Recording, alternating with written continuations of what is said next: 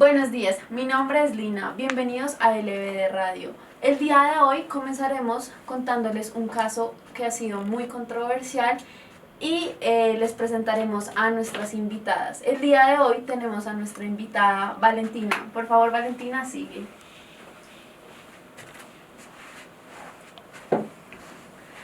Hola Lina, muchas gracias por invitarme. El día de hoy les contaré mi caso, el cual es algo muy difícil para mí, pero pienso que es algo que todos los oyentes deberían escuchar para que no se vuelva a repetir. Como nuestra experta tenemos a Laura, así que bienvenida Laura, sigue. Hola, buenos días. Estoy muy agradecida de que me hayan invitado a estar en este programa porque tenemos muchos temas de los que hablar y el cual considero que es algo muy importante para la sociedad de hoy en día. Como reportera, el día de hoy tenemos a Daniela, quien nos estará acompañando en nuestras calles, entrevistando a todos nuestros ciudadanos. Bueno, ya habiéndonos presentado, ¿por qué no comenzamos por dar una breve introducción a nuestros oyentes? Laura, cuéntanos qué es la pena de muerte. Bueno, primeramente, la pena de muerte es arrebatarle la vida a una persona porque un juez decidió que cometió un crimen tan atroz que es la mejor solución. Y se tiene que tener en cuenta que esa persona haya hecho algo en contra de la vida de otras. A partir de esto, ya que ustedes se están dando cuenta que el tema del día de hoy es la pena de muerte. Así que, Valentina, aunque sé que es un poco difícil tener que contarnos este caso, ¿podrías empezar contándonos qué fue lo que sucedió? Claro, todo empezó en 1944 cuando George y yo teníamos 14 años. Salimos a jugar al parque y es una de las peores decisiones que hemos tomado. Se nos acercaron dos niñas, tenían aproximadamente 8 o 10 años y nos preguntaron por unas flores, o sea, nosotros no teníamos ni idea y eso fue el único contacto que tuvimos con ellas. ¿Y qué fue lo que pasó después? Después de eso nos enteramos que ellas habían desaparecido y mi hermano y yo nos ofrecimos a buscarlas y eso las autoridades lo tomaron como que él se estaba tratando de encubrir por algo. Pero en este momento ya habían pruebas contra George para que las autoridades pues tomaran una decisión para detenerlo. No, la única evidencia, por así decirlo, razón por la que detuvieron a mi hermano fue solo por el hecho de que había sido la última persona que había hablado con ellas. Me parece importante explicarle a nuestros televidentes que existen unos principios de nuestro ordenamiento que son los que rigen básicamente todas las normas que existen. Entonces se ven muchos principios vulnerados en este caso y uno de ellos que considero que es muy importante resaltar es el de defensa.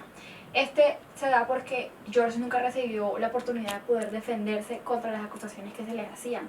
Además del principio de libertad, porque sin pruebas lo apresaron enseguida. Entonces me parece como importante para que la gente escuche.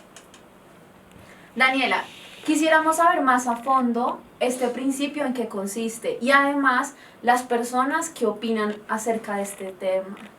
Así que, adelante. Buenos días, Lina. Antes de que comencemos, queremos decirle a Valentina que lamentamos todo lo sucedido con su hermano. Era un niño y un juicio sin la oportunidad de defenderse ni siquiera es un juicio. El derecho a defenderse es fundamental en un proceso judicial para así no solo garantizar la imparcialidad, sino también la justicia. Hoy estamos en el centro de Bogotá preguntándole a los estudiantes del futuro del país qué opinan al respecto. Volviendo un poco al tema del día, podemos encontrar que también existe otro principio que fue vulnerado por la justicia, que fue el principio de las víctimas, porque ellas, Mary y Betty, nunca tuvieron como esa justicia porque nunca se descubrió quiénes fueron las verdaderas personas que les hicieron daño.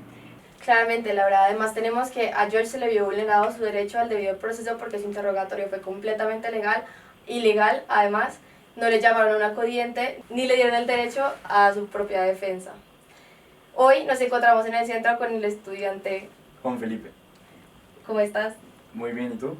Bien, gracias, somos de LBDL Radio y queríamos preguntarte qué piensas sobre la pena de muerte.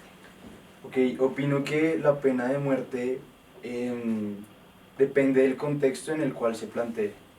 Hay situaciones en las que a lo mejor si hay delitos pues muy graves puede ser justa, pero sin embargo pues no aplica para todo.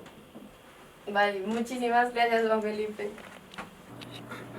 Gracias, Daniela y Laura.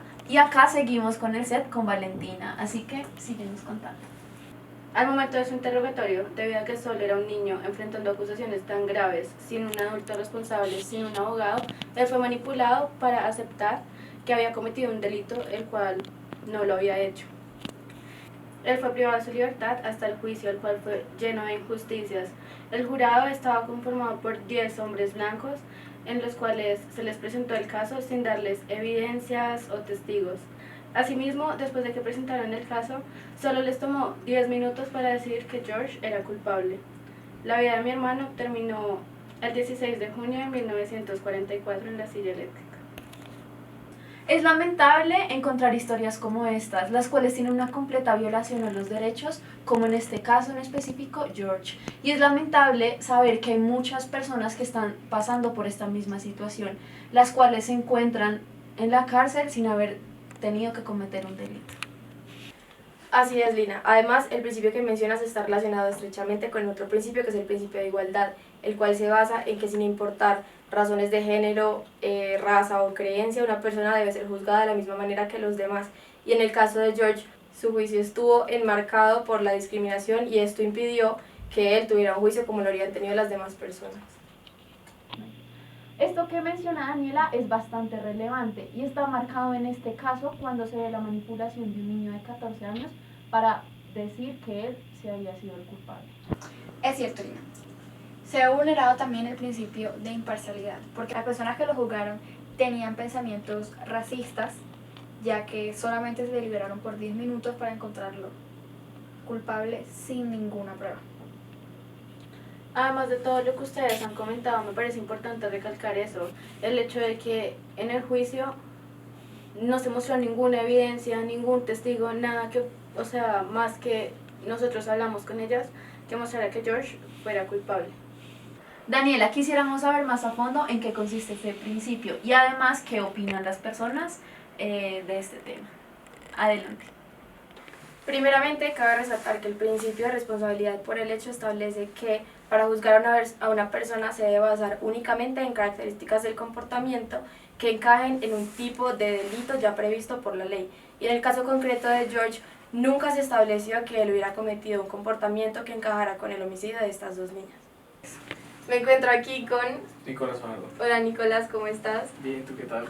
Bien, gracias. Somos de LBDL Radio y queríamos preguntarte si opinas que en el caso concreto de George el principio de imparcialidad fue transgredido. Sí, yo creo que sí fue transgredido porque primero los jueces no fueron totalmente parciales porque parecía que estuvieran predispuestos a condenar a George y pues en 10 minutos, como me contaste, yo creo que es demasiado rápido para una sentencia tan grave. Total, ¿y crees que este principio es importante para nuestro ordenamiento jurídico? Claro, los jueces deben ser imparciales para cada caso, uno no siempre puede estar predispuesto porque estar de un lado o del otro siempre pues tiene consecuencias. Vale, muchísimas gracias. Dale. Muchas gracias, Daniela. Continuando con el caso, ¿qué pasó después, Valentina? Sí, Lina, en el 2014 la juez Carmen Davis Mullen dictaminó que mi hermano era inocente, que no había las pruebas suficientes para haberle dado esa condena. Y es algo que, aunque fue un hecho muy lamentable, me siento contenta de que así sea, después de 70 años se llegara a esto, ya que fue demostrada la inocencia de mi hermano. Quiero hacer una salvedad aquí que considero que es algo muy importante recalcar, que George también fue una víctima, por lo cual se fue vulnerado aquí el principio de los derechos de la víctima, dado que tienen 4 criterios que son de verdad, justicia, reparación y la no repetición. Y actualmente en Estados Unidos se ven muchos casos así similares, por lo cual no se puede decir que no se ha cumplido la no repetición. Y a pesar de que se le reivindicaron los derechos al decir que él no es el culpable, existen personas que están pagando por delitos que no han cometido. Es más, y hasta donde tengo entendido, también se violó el principio del debido proceso, porque George no contó con ninguna garantía en su interrogatorio. Sí, la verdad es que tienen toda la razón y esperamos que el caso de George siente un precedente para que nadie más tenga que sufrir un juicio tan atroz e injusto. Valentina, y además creo que este es un caso que es de mucha relevancia porque se puede investigar desde distintas perspectivas del derecho procesal penal, ya que los hechos fácticos del caso hacen que esto sea algo que se trata de evitar en un futuro, que puede ser evaluado por expertos para que así no vuelva a ocurrir. Daniela, te escuchamos. Laura, pues ahora nos encontramos con la estudiante Daniela Ramírez.